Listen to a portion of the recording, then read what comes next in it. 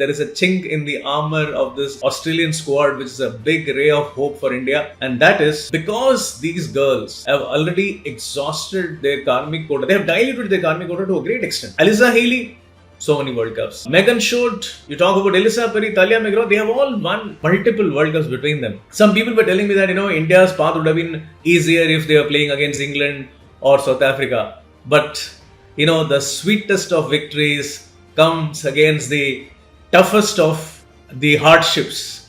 And what else can be tougher than beating Australia?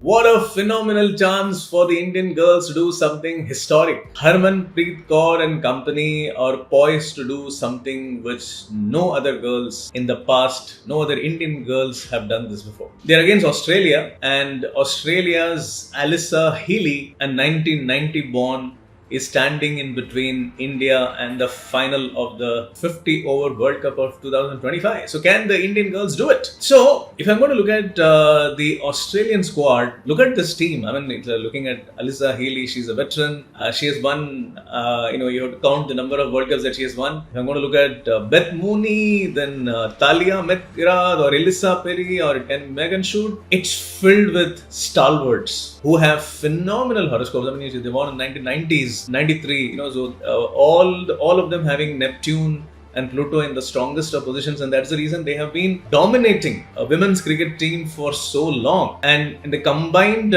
number, the girls have won more than 5, even some of them have been part of even 6 World Cups, including the T20 World Cups. It's a phenomenal squad. There is a chink in the armor of this Australian squad, which is a big ray of hope for India. And that is because these girls have already exhausted their karmic quota. They have diluted their karmic quota to a great extent. Alyssa Healy, so many World Cups. Megan Short, you talk about Elisa Perry, Talia McGraw, they have all won multiple World Cups between them. And very importantly, I am looking at the coach Shelly Nitske. She has been instrumental in Australia during her playing days. She was one of the most phenomenal players, and she has even won a World Cup with them. Not only that, she has also been the coach of their last T20 World Cup win in 2023. And she's born in the year 1976, and the year 76 does not have the capacity to win another major tournament. Unlike the men's coach, McDonald, he's born in 81 and he's got a phenomenal chart, which can indicate multiple tournament victories. But Shelly Nitske does not have that. So there is one chink in the armor. Second chink in the armor is, I told you that, this entire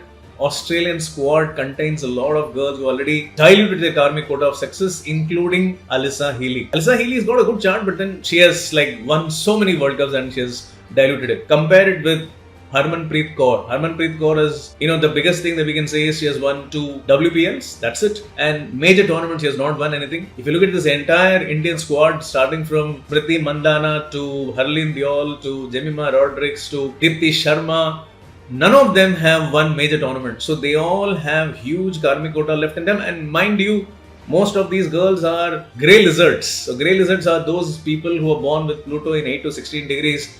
And they overcome some of the biggest odds and win over them. It's like, David winning over Goliath. So can this be that moment? Absolutely. I am very, very gung-ho about this. I am very, very positive that this is the greatest chance. This is the most vulnerable Australian squad ever. And India is the most strongest Indian team ever. And especially because at the helm of affairs, they have Amol Muzumdar, another great player who could never get what he deserves. Born in the year 1974, he is a grey lizard himself, and he couldn't cross the boundary and do something bigger. And his karmic quota is completely intact. He has to do something magical and miraculous. See, some people were telling me that, India's path would have been easier if they were playing against England or South Africa.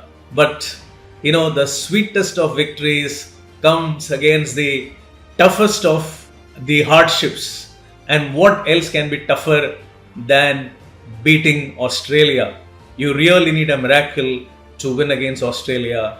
And these Indian girls, or those girls, they have it in them to perform that miracle that no other Indian team has done before. Yes, they have reached the finals. But then beating Australia and reaching the finals? No other girls have done this.